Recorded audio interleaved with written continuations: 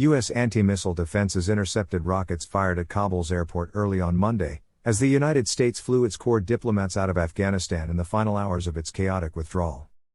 The last U.S. troops are due to pull out of Kabul by Tuesday, after they and their allies mounted the biggest air evacuation in history, bringing out 114,000 of their own citizens and Afghans who helped them over 20 years of war.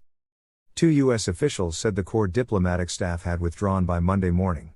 They did not say whether this included top envoy Ross Wilson, expected to be among the last to leave before the final troops themselves.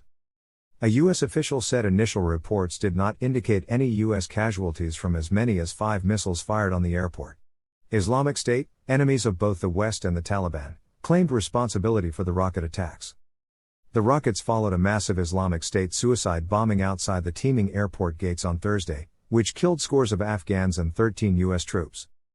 In recent days, Washington has warned of more attacks, while carrying out 2 airstrikes.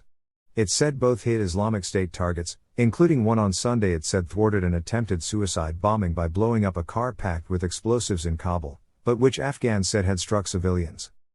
Tuesday's deadline for all troops to leave was ordered by President Joe Biden, fulfilling an agreement reached with the Taliban by his predecessor Donald Trump to end Washington's longest war.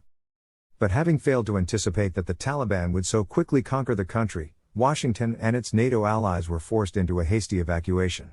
They will leave behind thousands of Afghans who helped Western countries and might have qualified for evacuation but did not make it out in time. The Taliban, who carried out public executions and banned girls and women from school or work when last in power 20 years ago, have said they will safeguard rights and not pursue vendettas. They say once the Americans leave, the country will at last be at peace for the first time in more than 40 years. But countless Afghans, especially in the cities, fear for their futures. And the United Nations said the entire country now faces a dire humanitarian crisis, cut off from foreign aid amid a drought, mass displacement and COVID-19. The evacuation effort has undoubtedly saved tens of thousands of lives, and these efforts are praiseworthy, said UN Refugee Chief Filippo Grandi. But when the airlift and the media frenzy are over, the overwhelming majority of Afghans, some 39 million, will remain inside Afghanistan. They need us, governments, humanitarians, ordinary citizens, to stay with them and stay the course. A Pakistani plane flew 12.5 tons of World Health Organization medical supplies on Monday to the northern city of Mazar-i-Sharif, the global health body's first shipment to reach Afghanistan since the Taliban takeover.